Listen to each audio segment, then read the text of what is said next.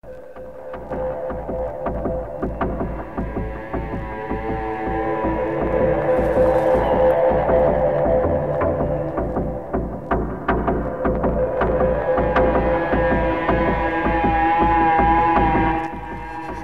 à vous tous, frères et sœurs bien-aimés. Heureux de vous retrouver à bord de ce Boeing Contes et Légendes. Nous avons parlé de la richesse de Jacob. Il a décidé enfin de fuir de chez son oncle Laban. Ce sera donc le menu de ce jour. Et nous sommes à présent dans le chapitre 31 du livre de la Genèse. Contes et légendes avec votre serviteur Jean-Raphaël Mariton Ouji, franciscain de l'Immaculée.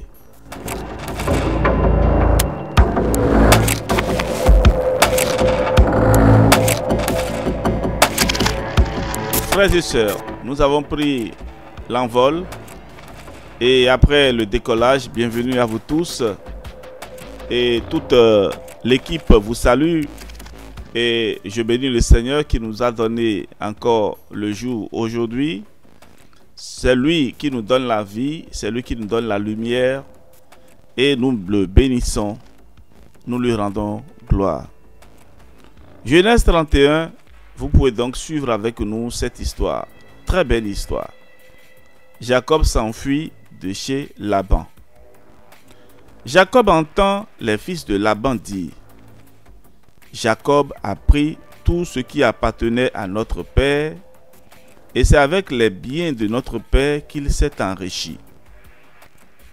Jacob remarque également que le comportement de Laban envers lui a changé. Alors Dieu dit à Jacob: retourne au pays de tes parents, ton lieu de naissance, et je serai avec toi. Jacob fait appeler Rachel et Léa, qui étaient au champ avec son troupeau. Il leur dit: je vois que le comportement de votre père envers moi n'est plus le même qu'avant. Mais le Dieu de mon père a été avec moi. Vous savez vous-même que j'ai servi votre père de tout mon cœur et de toutes mes forces. Et votre père a abusé de ma gentillesse et a changé 10 fois mon salaire. Mais Dieu ne lui a pas permis de me faire du mal. Quand il disait: les bêtes avec des taches noires seront ton salaire, toutes les brebis faisaient des bêtes avec des taches noires. Et quand il disait: les rayés seront ton salaire, toutes les brebis faisaient des petits rayés. Dieu a pris à votre père son troupeau et me l'a donné. L'ange de Dieu m'a dit en songe: Jacob, lève les yeux et regarde. Tous les boucs qui couvrent les brebis sont rayés et ont des taches noires, car j'ai vu tout ce que te fait Laban. Je suis le Dieu de Béthel, où tu as consacré un monument, où tu m'as fait un vœu. Maintenant, lève-toi, sors de ce pays et retourne au pays de ta naissance. Rachel et Léa répondent: avons-nous encore un héritage dans la maison de notre père? Nous sommes considérés comme des étrangers, puisque notre père nous a vendus et qu'il a dépensé notre argent. Toute la richesse que Dieu a arrachée à notre père nous appartient, ainsi qu'à nos enfants. Fais maintenant tout ce que Dieu t'a dit. Jacob se lève et il fait monter ses enfants et ses femmes sur les chameaux. Il amène tout son troupeau et tous les biens qu'il possède, le troupeau qui lui appartient, et il part vers Isaac son père au pays de Canaan. Voilà donc la belle histoire.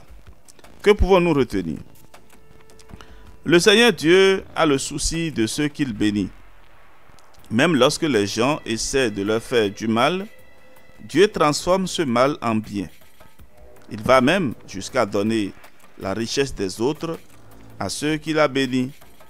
Et dans toutes leurs difficultés, Dieu leur dit ce qu'ils doivent faire. Frères et sœurs, réponds à cette question dans les commentaires. As-tu déjà entendu Dieu te parler? Si oui, comment? As-tu déjà entendu Dieu te parler? Si oui, comment? Nous allons prendre une pause.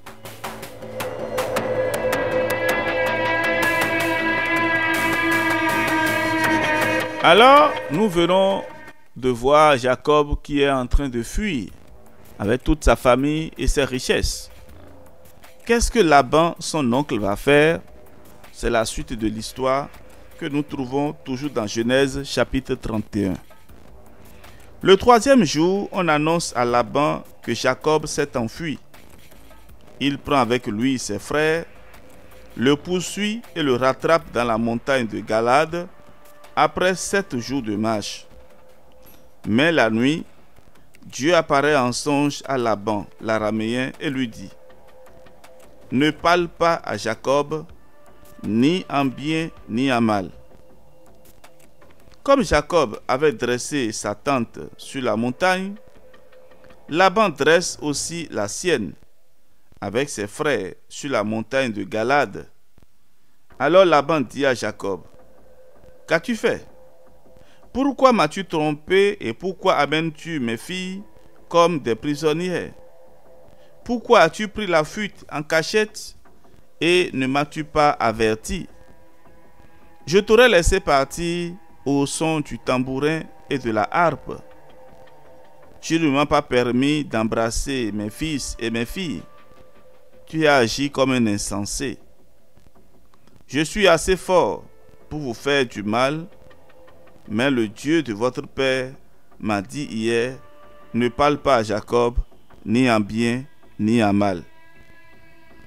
Jacob répond à Laban et lui dit: j'avais peur que tu me prennes tes filles. Voilà 20 ans que j'ai passé chez toi. Je me suis bien occupé de tes brebis et de tes chèvres, et je n'ai pas mangé les béliers de ton troupeau. Je ne t'ai pas rapporté de bêtes blessées, j'en ai payé le prix. Tu me redemandais ce qu'on me volait de jour et ce qu'on me volait de nuit. La chaleur me dévorait pendant le jour et le froid pendant la nuit, et le sommeil fuyait de mes yeux.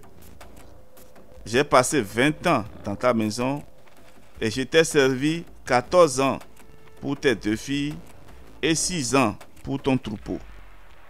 Tu as changé 10 fois mon salaire.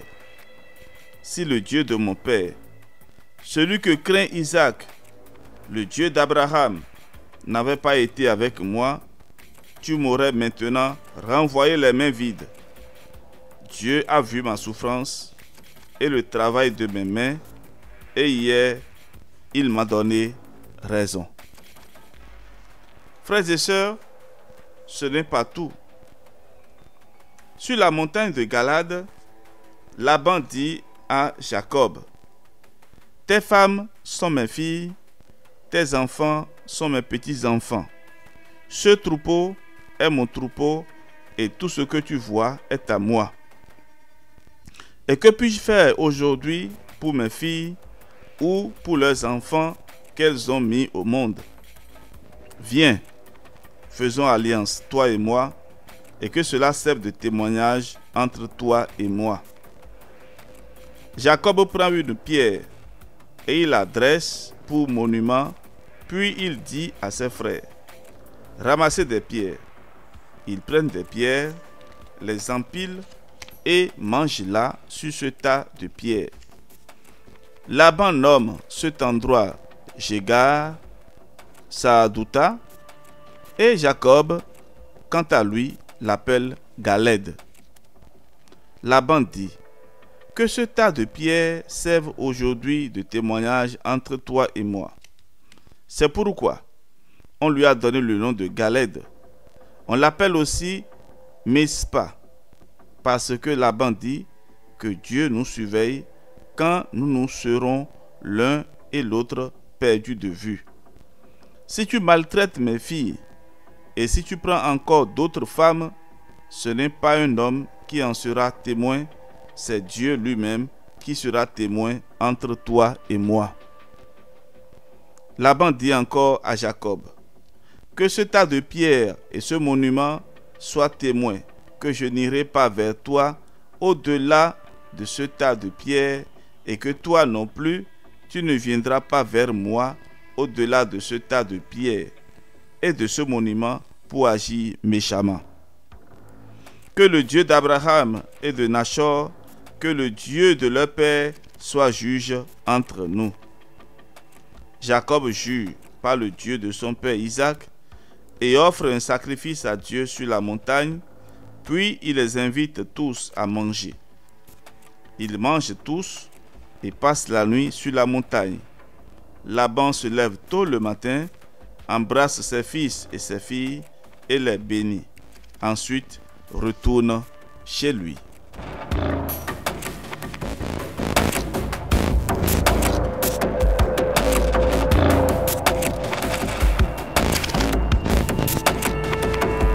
Frères et sœurs bien-aimés, Laban est obligé de faire alliance avec Jacob parce qu'il sait qu'il ne peut pas le combattre, car c'est Dieu lui-même qui prend la défense de son bien-aimé Jacob. Il a également compris que celui qui maudit Jacob, c'est-à-dire le béni de Dieu, est maudit, et celui qui le bénit est béni. Celui qui maudit Jacob est maudit, et celui qui le bénit est béni.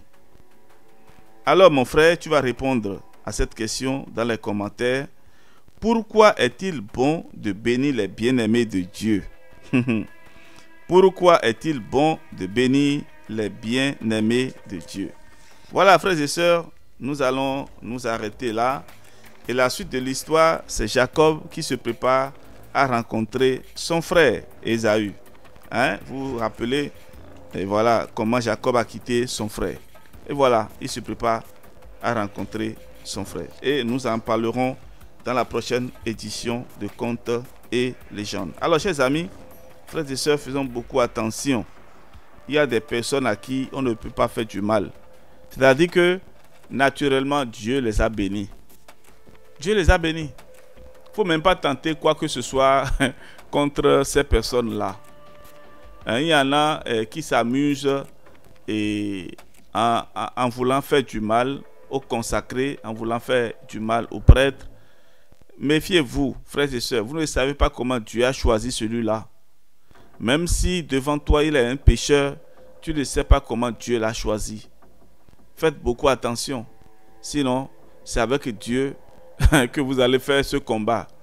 En tout cas, moi, en tant que prêtre, je vous bénis et je demande toujours au Seigneur de vous bénir et de vous accorder sa grâce pour que vous soyez dociles à son amour et que vous soyez des témoins de son amour au milieu de votre peuple, au milieu de votre famille.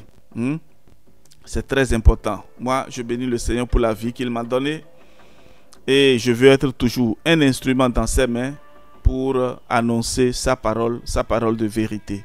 Alors, frères et sœurs, merci à tous ceux qui nous écrivent, merci à tous ceux qui nous soutiennent.